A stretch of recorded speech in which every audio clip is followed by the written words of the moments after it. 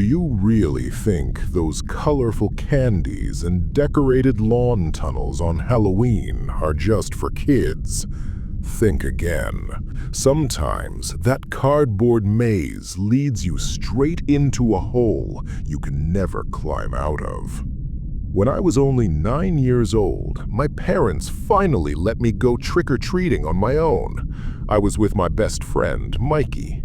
We had a strict 9 p.m. curfew, but the Halloween adrenaline was high, and we found ourselves standing in front of a massive house hidden behind overgrown hedges.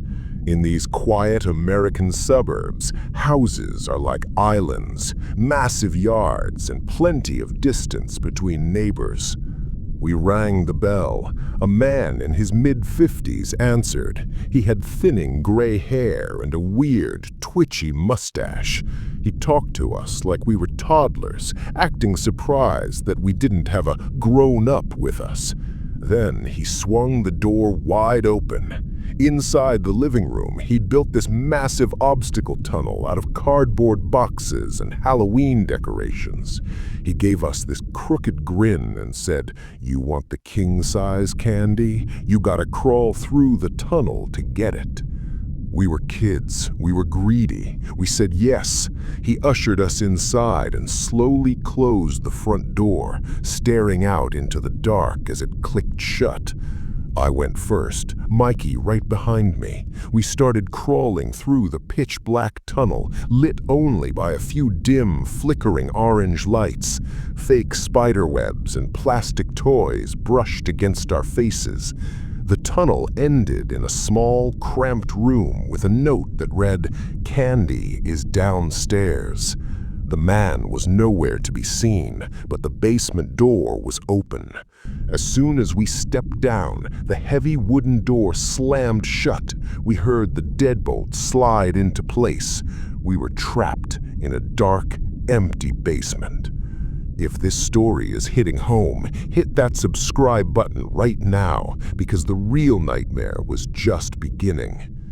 We started screaming at the top of our lungs. Just then, we heard the doorbell ringing over and over again. Voices were shouting upstairs.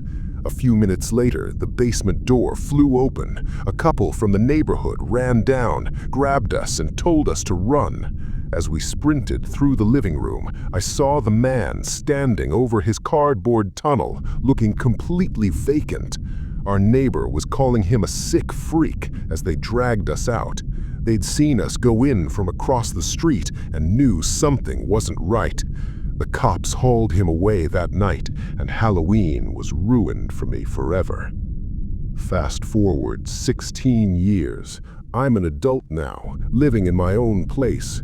I hate Halloween, but I still hand out candy just to keep the peace. Last year, when the night was winding down and the streets were empty, my doorbell rang. My dog Max started growling like I'd never heard before.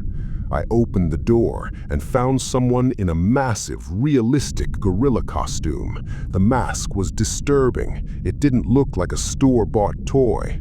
The person didn't say a word. They just held out a plastic bag. I dumped a handful of candy in and tried to close the door, but they didn't move. They just stood on the porch, staring down at the candy in the bag. I asked if they wanted more. No answer, just that heavy, suffocating silence.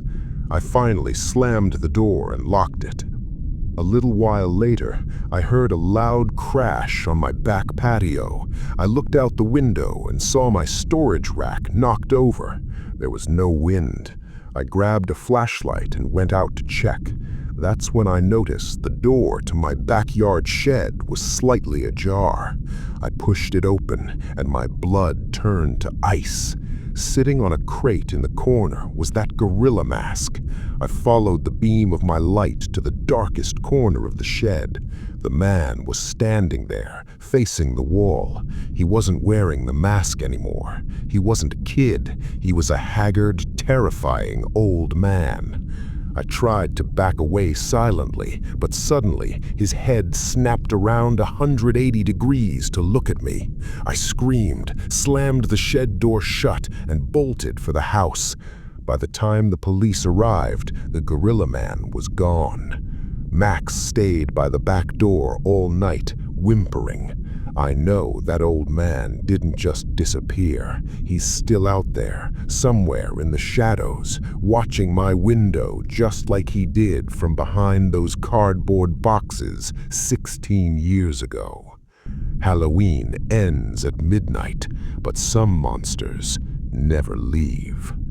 Did this story send a chill down your spine? Let me know in the comments. Have you ever encountered someone who felt just off? Share your experiences with us. What other neighborhood nightmares or psychological horrors should I cover next? If you liked this video, share it with your friends. Thanks for watching until the very end. I'll see you in the next mystery. Stay subscribed. And hey, before you go to sleep, go check your backyard shed. Is that old toy or mask moving on its own? Be careful. Halloween guests don't always like to say goodbye.